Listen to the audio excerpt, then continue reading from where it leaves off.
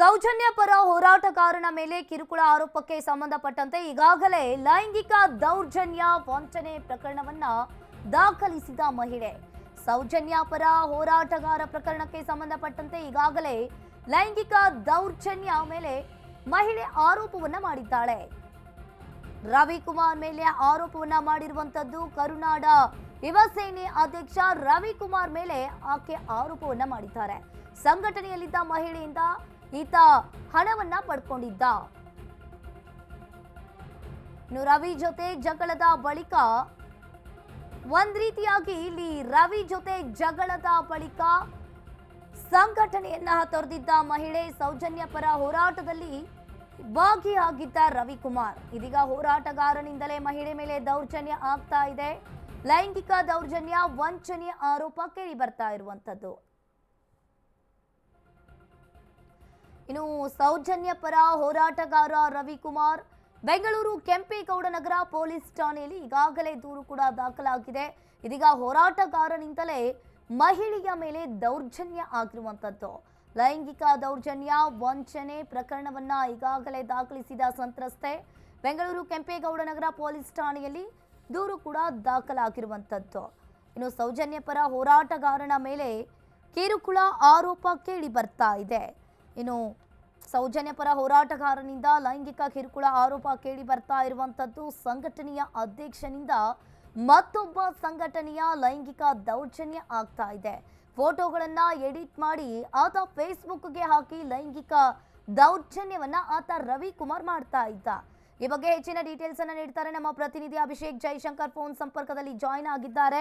S, ಇಲ್ಲಿ ಒಂದ್ ಕಡೆ ನೋಡ್ತಾ ಇರ್ಬೋದು ಅಭಿಷೇಕ್, ಸೌಜನ್ಯ ಪರ ಹೋರಾಟಗಾರನಿಂದಲೇ ಮತ್ತೊಬ್ಬ ಹೆಣ್ಣು ಮಗಳಿಗೆ ಲೈಂಗಿಕ ದೌರ್ಜನ್ಯ ಆಗ್ತಾ ಇರುವಂತದ್ದು.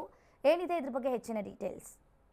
ಈಗಾಗಲೇ ಇನ್ನು ಕೆಂಪೇಗೌಡ ನಗರ ಪೊಲೀಸ್ ಠಾಣೆಯಲ್ಲಿ ಈ ಬಗ್ಗೆ ಒಂದು ದೂರು ಕೂಡ ದಾಖಲಾಗಿದೆ.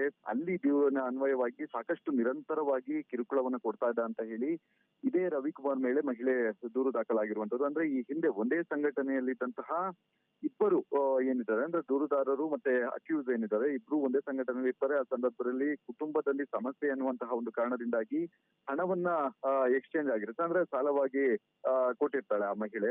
ಆದ್ರೆ ಅದನ್ನ ವಾಪಸ್ ಕೇಳಿದಂತಹ ಸಂದರ್ಭದಲ್ಲಿ ವಾಪಸ್ ಕೊಡೋದನ್ನ ಬಿಟ್ಟು ಅದನ್ನ ಕೊಡೋದಕ್ಕೆ ಆಗದೆ ಬೇರೆ ರೀತಿಯಲ್ಲಿ ಆಕೆಯನ್ನ ಬ್ಲಾಕ್ ಮೇಲ್ ಮಾಡುವಂತಹ ಕೆಲಸಗಳು ಮತ್ತು ಹಲ್ಲೆ ಮಾಡುವಂತಹ ಒಂದು ಕೆಲಸಗಳನ್ನು ಕೂಡ ಮಾಡ್ತಾ ಇದ್ರು. ಹೀಗಾಗಿ ಅಷ್ಟಲ್ಲದೆ ಅಂದ್ರೆ ಫೋಟೋಗಳನ್ನ ಮಾರ್ಪ್ ಮಾಡಿ ತನ್ನ ಜೊತೆ ಒಂದು ಫೋಟೋಗಳನ್ನ ಇಟ್ಟುಕೊಂಡು ಈ ರೀತಿಯಾಗಿ ಸಂಬಂಧ ಇದೆ ಅಂದ್ರೆ ಈ ಮಹಿಳೆಗೆ ನನ್ನ ಜೊತೆ ಸಂಬಂಧ ಇದೆ ಅನ್ನುವಂತಹ ರೀತಿಯಲ್ಲಿ ಬಿಂಬಿಸಿ ಆಕೆಯ ಪತಿಗೆ ಸಾಕಷ್ಟು ಮೆಸೇಜ್ಗಳನ್ನ ಮಾಡುವಂಥದ್ದು, ಅಶ್ಲೀಲವಾಗಿ ಒಂದು ಕೆಟ್ಟ ಶಬ್ದಗಳಿಂದ ಫೇಸ್ಬುಕ್ ನಲ್ಲಿ ಬರೆದುಕೊಳ್ಳುವಂತಹ ಕೆಲಸಗಳನ್ನು ಕೂಡ ಮಾಡ್ತಾ ಇರುವಂತದ್ದು. ಹೀಗಾಗಿ ಸತತವಾಗಿ ಈ ರೀತಿಯಾದಂತಹ ಒಂದು ಕಿರುಕುಳ ತಾಳಲಾರದೆ ಕೊನೆಗೆ ಆ ಮಹಿಳೆ ಕೆಂಪೇಗೌಡ ನಗರ ಪೊಲೀಸ್ ಠಾಣೆಗೆ ಒಂದು ದೂರನ್ನು ಕೂಡ ಕೊಟ್ಟಿರುವಂತದ್ದು. ಈತ ಸೌಜನ್ಯ ಏನಿದ್ರೆ ಅವರಿಗೆ ಒಂದು ನ್ಯಾಯ ಕೊಡಿಸ್ಬೇಕು ಅಂತ ಹೇಳಿ ಪಾದಯಾತ್ರೆ ಕೂಡ ಮಾಡಿದಂತಹ ವ್ಯಕ್ತಿ ಅಂತಾನೆ ಹೇಳ್ಬೋದು.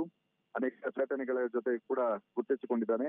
ಅದು ಅಲ್ಲದೆ ಈತನೇ ಒಂದು ಸಂಘಟನೆ ಕೂಡ ಇದು ಮಾಡ್ಕೊಂಡಿರುವಂತದ್ದು. ಅಂದ್ರೆ ಈ ರೀತಿಯಾಗಿ ತಮ್ಮ ಒಂದು ವೈಯಕ್ತಿಕವಾಗಿ ಈ ರೀತಿಯಾಗಿ ಲೈಂಗಿಕ ದೌರ್ಜನ್ಯಗಳನ್ನ ಈ ರೀತಿಯಾದಂತಹ ಮಾಡುವಂತಹ ವ್ಯಕ್ತಿಗಳು ಮೇಲ್ನೋಟಕ್ಕೆ ಮಾತ್ರ ತಾವು ಸೌಜನ್ಯ ಪರ ಹೋರಾಟಗಾರರು ಅಂತ ಹೇಳಿ ಬಿಂಬಿಸಿ ಒಂದಷ್ಟು ಪಬ್ಲಿಸಿಟಿ ತೆಗೆದುಕೊಳ್ಳುವಂತಹ ಕೆಲಸಗಳನ್ನ ಅನೇಕ ಜನ ಮಾಡ್ತಾರೆ. ಈತ ಕೂಡ ಇದೇ ರೀತಿಯಾದಂತಹ ಒಂದು ಕೆಲಸಗಳನ್ನು ಕೂಡ ಮಾಡ್ತಾ ಇರುವಂತದ್ದು. ಹೀಗಾಗಿ ಸದ್ಯ ಇಂತಹ ವ್ಯಕ್ತಿಗಳು ತಾವು ಈ ರೀತಿಯಾದಂತಹ ಒಂದು ಕೃತ್ಯವನ್ನ ನಿಲ್ಲಿಸಿದ ಬಳಿಕವಷ್ಟೇ ನಂತರ ಮುಂದಿನ ಹೆಜ್ಜೆಗಳನ್ನ ಅಂದ್ರೆ ಹೋರಾಟಗಳನ್ನು ಮಾಡ್ಬೇಕಾಗತ್ತೆ. ಆದ್ರೆ ಇಲ್ಲಿ ಸದ್ಯದ ಮಟ್ಟಿಗೆ ಆ ಮಹಿಳೆ ನೀಡಿರುವಂತಹ ದೂರಿನ ಅನ್ವಯವಾಗಿ ಪೊಲೀಸರು ಸಾಕಷ್ಟು ಒಂದು ವಿಚಾರಣೆಯನ್ನು ಕೂಡ ನಡೆಸ್ತಾರೆ. ಅಲ್ಲಿ ಗಂಭೀರ ಪ್ರಕರಣ ಆಗಿರುವಂತಹ ಕಾರಣದಿಂದಾಗಿ ಆತನನ್ನ ಕರೆಸಿ ಎಕ್ಸಾಕ್ಟ್ ಆಗಿ ಏನಾಗಿದೆ ಅನ್ನುವಂಥದ್ದು ಅಲ್ಲಿ ನೋಡ್ಬೇಕಾಗುತ್ತೆ. ಮತ್ತು ಹಣವನ್ನ ನೀಡಿದಂತಹ ಒಂದು ದಾಖಲೆಗಳು ಆ ಮಹಿಳೆ ಬಳಿ ಏನಾದ್ರು ಇದ್ದಂತಹ ಸಂದರ್ಭದಲ್ಲಿ ಅದನ್ನು ಕೂಡ ಪೊಲೀಸರು ತೆಗೆದುಕೊಳ್ತಾರೆ. ಮತ್ತೆ ಫೋಟೋ ಮಾರ್ಫಿಂಗ್ ಈಗಾಗಲೇ ದಾಖಲೆಗಳೇನಿದಾವೆ ಅದೆಲ್ಲವನ್ನು ಕೂಡ ಪೊಲೀಸರಿಗೆ ಆ ಮಹಿಳೆ ನೀಡಿರುವಂತದ್ದು. ಹೀಗಾಗಿ ಈ ರೀತಿಯಾದಂತಹ ಒಂದು ಕೃತ್ಯಗಳನ್ನ ಒಂದು ಮಹಿಳೆ ಮೇಲೆ ದೌರ್ಜನ್ಯ ಮಾಡುವಂತಹ ಒಂದು ಕೆಲಸಗಳನ್ನ ಈ ಕೆಲವೊಂದು ಸಂಘಟನೆಯ ವ್ಯಕ್ತಿಗಳು ಮಾಡ್ತಾ ಇದ್ದಾರೆ ಅಂತಾನೆ ಹೇಳ್ಬೋದಾಗಿದೆ.